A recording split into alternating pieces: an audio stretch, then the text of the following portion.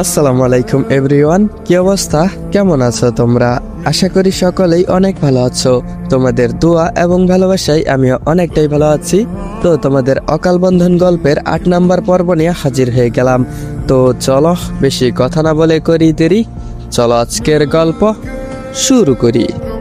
সকালে যখন আরিনার ঘুম ভাঙলো, জানালার ফাঁক দিয়ে উজ্জ্বল রোদ তার চোখে মুখে পড়ছে। আপার ম্যানহাটনের আকাশটা আজকে নীল। আরিনা উঠে বসে দীর্ঘক্ষণ চুপ রইল। তার কেমন জানি মনে হচ্ছে রাতে কেউ তার ঘরে এসেছিল। চেনা কোনো পারফিউমের হালকা রেশ এখনো বাতাসে ভেসে আসছে, কিন্তু সে এই বিষয়টাকে আমলে নিল না। তার মাথায় এখন নতুন একটা বুদ্ধি খেলেছে। সে আয়নার সামনে দাঁড়িয়ে নিজের চেহারাটা দেখলো। গত কয়েকদিন কান্নাকাটি আর বিরক্তি তাকে বিধ্বস্ত করে ফেলেছে। সে বিড়বিড় করে নিজেকে বলল, আরিনা, জীবনের সাথে রাগারাগি বা লড়াই করে কোনো লাভ নেই। সে যা চাই তাই করে। তাই এখন থেকে কৌশল বদলাতে হবে। তাকে বিশ্বাস করাতে হবে যে আমি আর তাকে সন্দেহ করি না। তবেই তার করা পাহাড়ের শিকল থেকে আমি ছাড়া পাবো আর বাইরে যাওয়ার সুযোগ পাবো। আরিনা ফ্রেশ হয়ে সুন্দর একটা পোশাক পরে জিয়নের অ্যাপার্টমেন্টের ড্রয়িং রুমে এলো। সেখানে জিয়ন বসে সোফায় ল্যাপটপে কি যেন করছিল। তার চোখের নিচে কালচে দাগ। রাতের জন্য ঠিকমতো ঘুমাতে পারিনি তাই স্পষ্ট। জিয়ন আরিনাকে আসতে দেখেও চোখ মুখ তুলল না, শুধু শীতল গলায় বলল, নাস্তা টেবিলে রাখা আছে, খেয়ে নিন। আরিনা আজ অন্যদিনের মতো তর্কে গেল না। সে শান্ত পায়ে জিয়নের টেবিলের সামনে গিয়ে দাঁড়ালো। জিয়ন অবাক হয়ে ল্যাপটপ থেকে মুখ তুলল। আরিনার চোখে মুখে আসছে বিরক্তির বদলে অদ্ভুত এক শান্তির হাসি। গুড মর্নিং জিয়ন সাহেব। আরিনা বেশ হাসি মুখে বলল। জিয়নের ভ্রু কুচকে গেল। সে ল্যাপটপটাকে আধা বন্ধ করে আরিনার দিকে তীক্ষ্ণ নজরে তাকালো। তার আলফা মস্তিষ্ক কোনো একটা ষড়যন্ত্রের আভাস পাচ্ছে। জিয়ন রুক্ষ গলায় বলল, কি হয়েছে আপনার? শরীর কি বেশি খারাপ নাকি আবার কোনো পালানোর মতলব আটছেন? আরিনা এবার একটা লম্বা শ্বাস নিয়ে জিয়নের উল্টো পাশের চেয়ারটাতে বসলো। সে অত্যন্ত বিনম্রের সুরে বলল, আসলে কাল রাতে অনেকক্ষণ ভেবে দেখলাম আমি আপনার সাথে খুব খারাপ ব্যবহার করেছি। আমি আসলে আপনাকে না জানি অনেক বাজে মন্তব্য করেছি, যার জন্য আমি সত্যি দুঃখিত। আই এম সরি জিয়ন সাহেব। জিয়ন কয়েক সেকেন্ড পাথরের মতো স্থির হয়ে রইল। আরিনার এই সরি বলাটা তার কাছে বোমার মতো মনে হলো। সে কিছু বলতে চাইলো, কিন্তু শব্দের জন্য গলায় আটকে গেল। আরিনা আরো যোগ করলো, আসলে সমস্যাটা আমারই ছিল। আমি আপনাকে একজনের সাথে গুলিয়ে ফেলেছিলাম। আমার সেই পরিচিত মানুষটার কথা ভাবতে গিয়ে আমি বারবার আপনার উপর রাগ ঝেড়েছি, কিন্তু এখন আমি বুঝতে পেরেছি আপনি আর সেই মানুষটা সম্পূর্ণ আলাদা। আপনি আয়ন ভাইয়ের কাজিন হিসাবে আমাকে আগলে রেখেছেন, যদিও একটু বাড়াবাড়ি করেছেন। তবে এখন বুঝেছি আপনি এমনই, আপনার চরিত্রটাই এমন কর্তৃপরায়ণ। এটা আমার বোঝা উচিত ছিল। আয়ন নিজের হাতের কলমটা শক্ত করে ধরল। তার বুকের ভিতরে এক অজানা তোলপাড় শুরু হয়েছে। আরিনা তাকে নিজের জীবন থেকে আলাদা করে দিল, কিন্তু এটা তো সেই চেয়েছিল। তবে আজ আরিনার মুখে এই কথাগুলো শুনে তার দম বন্ধ হয়ে আসছে কেন? আরিনা চেয়ার ছেড়ে উঠে দাঁড়ালো। সে দরজার দিকে এগোতে এগোতে বলল, আপনি আপনার লাইফ এনজয় করেন জিয়ন সাহেব। এখন থেকে আমি আর আপনার কোনো কাজে হস্তক্ষেপ করব না। আপনার অ্যাপার্টমেন্টের নিয়ম মেনেই চলবো আমি। Again sorry. আরিনা নিজের রুমে চলে যাওয়ার সময় জিয়ন শুধু তার পিছন থেকে তাকিয়ে রইল। তার ডার্ক পার্সোনালিটি আজ তাকে আরিনাকে শাসন করার কোনো ভাষা খুঁজে পাচ্ছে না। আরিনার এই রহস্যময় শান্তরূপ জিয়নকে এক অজানায় আশঙ্কায় ফেলে দিয়েছে। জিয়ন মনে মনে বলল, এতটাই সহজ? তুই এত সহজে আমাকে পর করে দিয়ে নিজের গন্তব্য ঠিক করে নিলি আরিন? আমার এই রুক্ষতা, এই নিষ্ঠুরতা কি তবে তোর কাছে হেরে গেল? জিয়ন উঠে গিয়ে জানালার গ্লাসে একটা ঘুষি মারল। আরিনা তাকে সরি বলে যে দূরত্বটা তৈরি করলো, তা জিয়নের আড়ালে থাকা সেই অবধিমত ভালোবাসার জন্য চাবুকের মতো।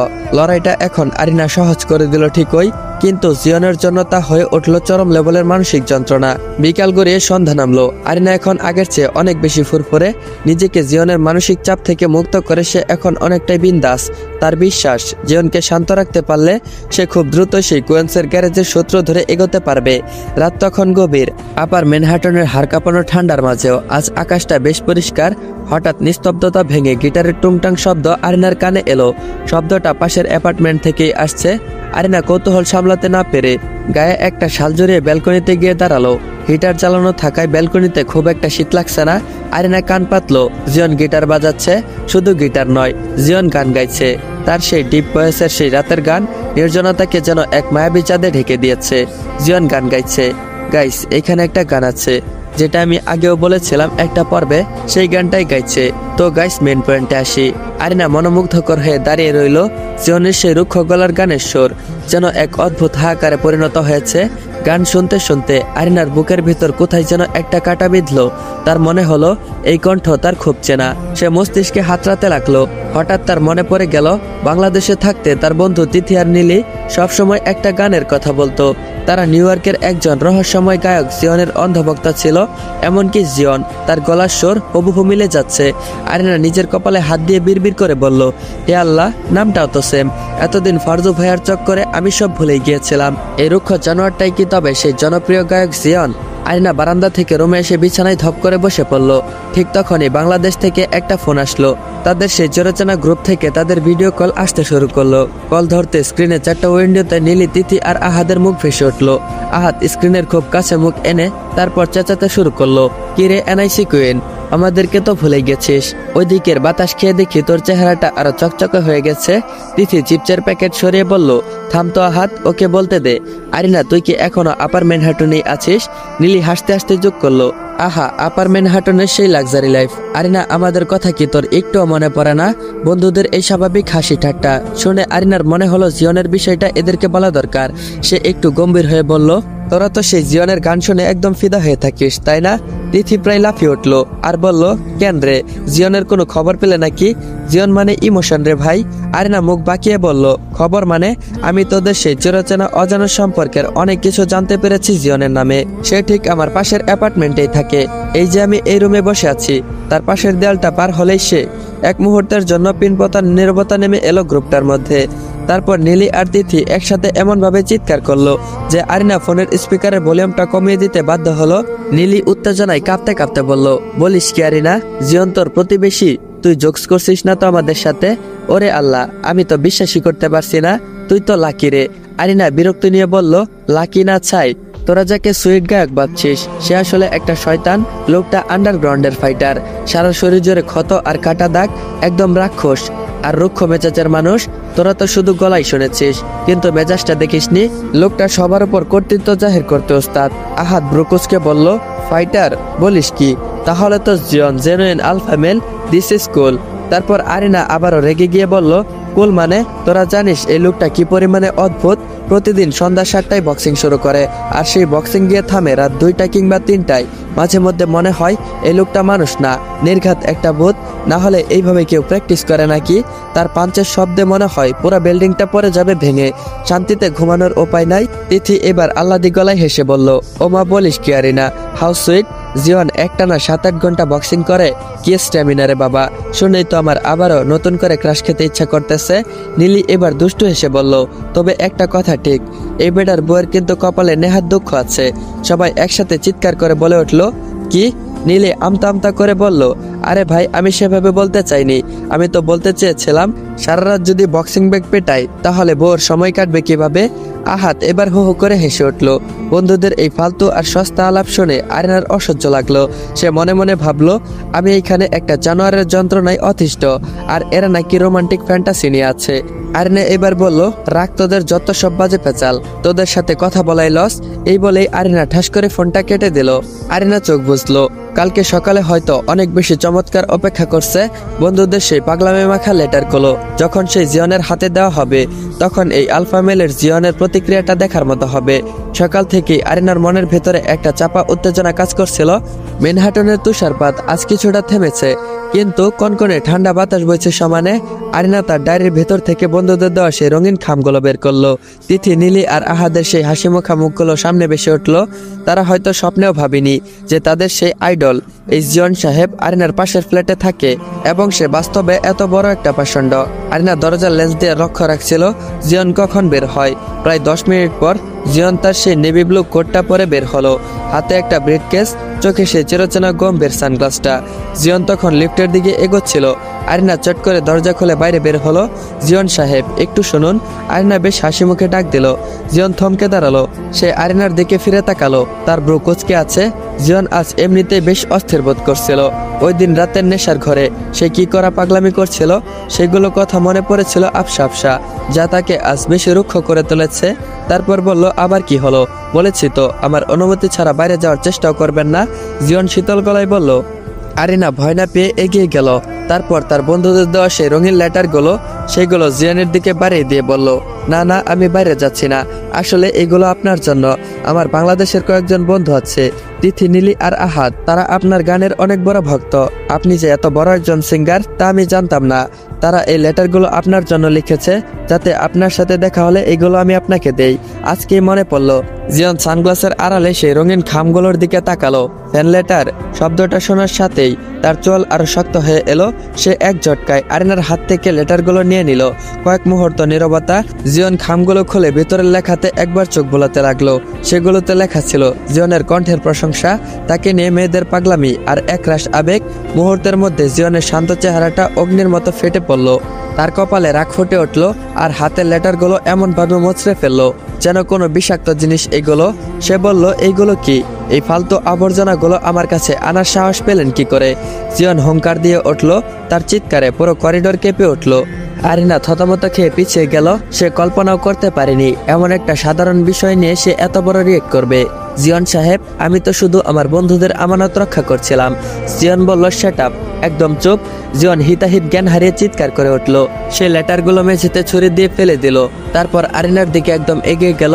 জিয়নের চোখ টকটকে লাল। সে নিজের নিয়ন্ত্রণ হারিয়ে ফেলেছে। তার নারীবিদ্বেষ সত্তা আজ চরম সীমায় পৌঁছে গেছে। আই হেট গার্লস, এই সস্তা ইমোশন, এই জঘন্য ন্যাকামি, এসব দিয়ে আমাকে বিচার করার সাহস কোথা থেকে পেলেন আপনি? আপনারা মেয়েরা শুধু জানান মানুষকে দুর্বল করতে, তাদের জীবন বিষিয়ে দিতে। জিয়ন আরিনার কবজি এমন ভাবে চেপে ধরল যেন আরিনা কুঁকে উঠল যন্ত্রণায়। জিয়ন হাতটা উপরে তুলল। মনে হলো আরিনাকে চরম আঘাত করতে যাচ্ছে। রাগে তার শরীর কাঁপছে। জিয়নের সেই দানবীয় রূপ দেখে আরিনা ভয়ে চোখ বন্ধ করে ফেলল। তার মনে হলো আজ হয়তো আর সে বাঁচবে না। বিশ্বাস করুন, আমি জানতাম না আপনি গান আর মেয়েদেরকে নিয়ে এতটা ঘৃণা পোষণ করুন। আমি কোনোদিনও আপনার সামনে আসবো না। প্লিজ আমাকে ছেড়ে দিন। আরিনা কাঁপতে কাঁপতে বলতে লাগলো। জিয়ন নিজের হাতটা বাতাসের মধ্যে স্থির রাখলো। তার হাত কাঁপছে। সে প্রাণপণ চেষ্টা করছে নিজেকে কন্ট্রোল করার। তার মাথার ভিতরে একটা যুদ্ধ চলছে। সে আরিনাকে দেয়ালের সাথে এক প্রকার আছাড় দিয়ে সরিয়ে দিল। আরিনা মেঝেতে পড়ে গেল, কিন্তু সে দমল না। সে তার জীবনের সবচেয়ে বড় ট্রাম্প কার্ডটা খেললো। সে চিৎকার করে বলল, আপনার এই পৈশাচিক ব্যবহার আমার আর সহ্য করার দরকার নেই। আমি আমার ফারজু ভাইকে খুঁজে পেয়েছি। কুয়েন্সের সেই গ্যারেজের খবর আমি পেয়েছি। তিনি ওখানেই আছেন। আমি খুব দ্রুতই তার কাছে চলে যাব এবং আমরা একসাথে বাংলাদেশে ব্যাক করব। আপনার এই অভিশপ্ত জীবনে আপনি একাই পড়ে থাকুন। ফারজু ভাইকে খুঁজে পেয়েছি। এই কথাটি জিয়নের বুকে কামানের মতো আঘাত করলো। তার চোখের হিংস্রতা মুহূর্তের মধ্যেই গম্ভীর শূন্যতায় পরিণত হলো। সে আর এক মুহূর্ত সেখানে দাঁড়ালো না। তীব্র আক্রোশে লিফটের বোতাম চেপে লিফটের ভিতরে ঢুকে পড়ল। করিডোরে মেঝেতে ছড়িয়ে আছে বন্ধুদের সেই লেটারগুলো, আর মাঝখানে একা বসে কাঁপছে আরিনা। সে নিশ্চিত হয়ে গেছে জিয়ন একজন মানুষ নয়, সে একটা দানব। কিন্তু তার মনে একটাই শান্তি, সে ফারজু ভাইকে খুঁজে পাওয়ার পথ দেখেছে। জিয়নের শাসন থেকে মুক্তি হওয়ার দিন খুব কাছে। জিয়নের চলে যাওয়ার পর করিডোরটা যেন ভুতুরে বাড়ির মতো স্তব্ধ হয়ে গেছে। আরিনা কিছুক্ষণ ওইভাবে মেঝেতে বসে রইল। তার শরীর কাঁপছে, কিন্তু মনের ভিতর এক অদ্ভুত বিজয় হওয়ার আনন্দ। জিয়নকে সে এমন আঘাত করেছে যা তার পাথরের মতো ইগোতে ফাটল ধরতে বাধ্য। সে মেঝে থেকে বন্ধুদের দেওয়া সেই দমড়ে মুচড়ে যাওয়া লেটারগুলো করিয়ে নিল। জিয়ন সেই আই হেড গার্লস চিৎকার এখনো তার কানে প্রতিধ্বনি হচ্ছে। আরিনা বিড়বিড় করে বলল, আপনার ভেতরে কোনো বড় এক ক্ষত আছে জিয়ন সাহেব, কিন্তু সেই ক্ষতর দায় আমার নয়। আমি আজ এখান থেকে পালাবো। আপনি আপনার এই নরকের রাজত্ব নিয়ে পড়ে থাকুন। অন্যদিকে জিয়ন তার ব্ল্যাক BMW গাড়িটা নিয়ে অ্যাপার্টমেন্টের রাস্তায় পাগলের মতো গাড়ি চালাচ্ছে। ট্রাফিক আইন তোয়াক্কা না করে সে শুধু এক্সেলেটর চেপে যাচ্ছে। আরিনার শেষ বলা কথাগুলো কানের মধ্যে সীসার মতো বাজছে। আমি আমার ফারজু ভাইকে খুঁজে পেয়েছি। আমরা খুব দ্রুতই বাংলাদেশে ব্যাক করব। জিয়ন তার এক হাত দিয়ে স্টিয়ারিং হুইলটা এমন ভাবে চেপে ধরেছে তার হাতের নীল সবুজ শিরাগুলো ফুলে উঠেছে। চিৎকার করে গাড়ির ভিতরে নিজের রাগ উপড়ে দিল। এত সহজ নয় আরিনা, তুই যাকে খুঁজছিস সে মরে গেছে, আর তুই যার কাছে ফিরে যেতে চাস সে কোনোদিনই তোকে গ্রহণ করবে না। জিয়ন রাস্তার এক পাশে গাড়ি থামে কপালে হাত দিয়ে বসে রইল। তার 10 বছরের কঠোর সাধনা আস্থা কাচের মতো ভেঙে পড়ছে। জিয়ন আরিনাকে হারিয়ে ফেলার ভয় পায়, কিন্তু কেন? কেন আরিনার সেই মায়া ভরা চোখগুলোর দিকে তাকিয়ে সে নিজেকে নিয়ন্ত্রণ রাখতে পারে না। ফ্ল্যাটে ফিরে আরিনা দ্রুত ব্যাগ গোছাতে শুরু করলো। সে জানে জিয়ন এখন বাইরে, বডিগার্ডরাও হয়তো কিছুটা দূরে। সে সুযোগ বুঝে পিছনের ইমার্জেন্সি এক্সিট দিয়ে বের হওয়ার পরিকল্পনা করলো। তার পকেটে থাকা সেই গ্যারেজের ঠিকানাটা বারবার দেখতে লাগলো। হঠাৎ তার ফোনের স্ক্রিনে জ্বলে উঠলো একটা আননোন নাম্বার থেকে মেসেজ। মিস আরিনা, আপনি কি কুয়েন্সের গ্যারেজে আসছেন? আপনার ফারজিয়নের সম্পর্কে বড় একটা আপডেট আছে, তাড়াতাড়ি আসুন। আরিনার বুক ধরফর করতে লাগলো। সে এক মুহূর্ত দেরি করলো না। সে তার ওভারকোটটা গায়ে জড়িয়ে নিঃশব্দে দরজার কাছে গেল। দেখলো করিডোরের লাইটগুলো কেমন যেন টিম টিম করছে। গার্ডরা তখন অন্য একটা ফ্লোরে কারোর সাথে তর্কে ব্যস্ত। আরিনা সেই সুযোগটাই নিল। লিফটে না গিয়ে সিঁড়ি দিয়ে নামতে শুরু করলো। প্রতিটা ধাপ নামার সময় তার মনে হচ্ছিল জিয়ন এই বুঝি তার পিছন থেকে ঘাড় চেপে ধরবে। কিন্তু না, সে কোনো মতে নিচতলার গ্যারেজে পৌঁছে গেল। গ্যারেজের এক কোণে একটা ট্যাক্সি দাঁড়িয়ে ছিল, যেন তার জন্যই অপেক্ষা করছিল। আরিনা দ্রুত ট্যাক্সিতে উঠলো। কুইন 7th অ্যাভিনিউ, তাড়াতাড়ি চলুন। ট্যাক্সিটা চলতে শুরু করলো। আরিনা পিছনে তাকিয়ে দেখলো সেই বিশাল অ্যাপার্টমেন্টের চূড়াটা আস্তে আস্তে ছোট হয়ে আসছে। তারপর সে মনে মনে বলল, বিদায় জিয়ন সাহেব, আপনার এই বন্দিশালা থেকে আমি মুক্তি পেলাম। এবার আমার গন্তব্য শুধু জিয়ন ভাইয়া। কিন্তু আরিনা জানতো না ট্যাক্সির ড্রাইভার আয়নায় আরিনার দিকে তাকিয়ে এক কোকিল হাসি আসছে। সেই ট্যাক্সি ড্রাইভারের পিছনে একটা কালো গাড়ি ছায়ার মতো অনুসরণ করছে। আপার ম্যানহাটনের আকাশটা মেঘে ঢাকা, যেন কোনো মহান প্রবলয়ের ইঙ্গিত দিচ্ছে কুয়েন্সের এই সরু গলিগুলো দিনের বেলাতেও অন্ধকার থাকে। স্যাঁতসেঁতে দেয়াল, আবর্জনা, গন্ধে বাতাসে ভারী। আরিনা তার গায়ে থাকা ওভারকোটটা জড়িয়ে নিয়ে দ্রুত পায়ে হাঁটতে শুরু করেছে। তার হাতে থাকা চিরকোটটা ঘামে ভিজে গেছে। এখানে আসার সময় বারবার সে পিছনে তাকিয়েছিল জিয়নের কোনো গার্ড বা সেই কালো গাড়িটা অনুসরণ করছে কিনা নিশ্চিত হতে। কিন্তু আজ তার ভাগ্য সহায় ছিল। জিয়নের কঠোর পাহারা এড়িয়ে সে এই গলিতে এসে পৌঁছেছে। আরিনার চোখের সামনে শুধু একটা মুখ ভেসে উঠেছে, সেটা শুধু ফারজিয়ন ভাইয়া। কুয়েন্সের এই বস্তির গলিতে এক ভাঙাচোরা গ্যারেজের ওপরে ছোট্ট একটা ঘরে তাকে পাওয়া যাবে বলে খবর পেয়েছে সে। আরিনা সিঁড়ি দিয়ে ওপরে ওঠার সময় প্রতিটা ধাপে তার স্পন্দনটা যেন বাইরে বেরিয়ে আসতে চাইছে। সে মনে মনে ভাবলো, আজ 10 বছরের প্রতীক্ষা অবসান হতে যাচ্ছে। সে কি তাকে চিনতে পারবে? ফারজু ভাইয়া কি তাকে আগের মতোই দেখে হাসবে? দরজার সামনে দাঁড়িয়ে আরিনা কয়েক সেকেন্ড সময় নিল। তারপর কাপা কাপা হাতে দরজায় করাঘাত করলো। ভেতর থেকে একটা যুবক দরজা খুলে দিল। জীর্ণ শীর্ণ শরীর, এলোমেলো চুল। আরিনা মুহূর্তের জন্য স্তব্ধ হয়ে গেল। চেহারাতে তো কোনো মিল নেই, কিন্তু সময় কি মানুষকে এতটা বদলে দেয়? আরিনা আবেগপ্রবণ হয়ে বলে উঠল, ফারজু ভাইয়া, আমি আরিনা, বাংলাদেশ থেকে এসেছি। যুবকটি অবাক হয়ে আরিনার দিকে তাকিয়ে কিছু বলতে যাবে, ঠিক তখনই চারপাশটা কেঁপে উঠল। তিনতলায় কয়েকটা গাড়ির টায়ারের ঘর্ষণের শব্দ, বিকট শব্দ, দরজা ভাঙার আওয়াজ শোনা গেল। আরিনা পিছনে ফিরতেই দেখলো করিডোর দিয়ে কেউ একজন ঝড়গতিতে এগিয়ে আসছে। সেই পদশব্দ, সেই পরিচিত গম্ভীর তেজ। জিয়ন যখন ঘরে ঢুকলো তখন তার চোখ দুটো অগ্নিগিরির মতো ফুটছিল, লাভার মতো। তার গায়ে কালো কোটটা বাতাসে উঠছে, কপালে সেই নীল রগগুলো ফুলে উঠছে। জিয়নকে দেখে আরিনা ভয়ে শিরকে গেল। জিয়ন কোনো কথা বলল না, আরিনাকে একপাশে ধাক্কা দিয়ে সরিয়ে দিল এবং সেই যুবকটিকে কলার চেপে ধরল। এত সাহস তোর, জিয়নের সম্পত্তিতে হাত দেওয়ার চেষ্টা করিস? জিয়ন বজ্রপাতের মতো গর্জে উঠল। জিয়ন কোনো সুযোগ না দিয়ে যুবকটিকে সজোরে একটা ঘুষি মারল। যুবকটি ছিটকে গিয়ে পড়ার আগেই জিয়ন তাকে আবারও টেনে ধরল। শুরু হলো পৈশাচিক মারামারি। তারপর জিয়ন প্রতিটা আঘাত হাড় ঘুরিয়ে দেওয়ার মতো ছিল। আন্ডারগ্রাউন্ডের ফাইটিং রিংয়ের সেই নিষ্ঠুরতা আজ এই সাধারণ যুবকটির ওপর উপরে দিচ্ছে। যুবকটি আত্মরক্ষার সুযোগও পাচ্ছে না। ঘর জুড়ে এই লোকটার আর্তনাদের শব্দ আর জিয়নের হুঙ্কার শোনা যাচ্ছে। আরিনা চিৎকার করে জিয়নের হাতটা চেপে ধরলো। থামুন জিয়ন সাহেব, ওকে মারছেন কেন? ও আমার ফারজু ভাইয়া হয়, ওকে ছেড়ে দিন। জিয়ন আরিনার কথা যেন কানে নিল না। সে যুবকটাকে মেঝেতে ফেলে লাথি মারতে শুরু করলো। যুবকটির মুখ দিয়ে রক্ত গলগল করে বেরিয়ে আসছে, একটা চোখ ফুলে বন্ধ হয়ে গেছে। সে আদমরা অবস্থায় কাঁপতে কাঁপতে হাত জড়ো করে বলল, ভাই আমাকে মাফ করে দেন, ভাই আমাকে বাঁচান। জিয়ন তাকে দেয়ালের সাথে চেপে ধরে চিৎকার করে বলল, কেন ওকে এইখানে ডেকেছিস? কি চাস তুই?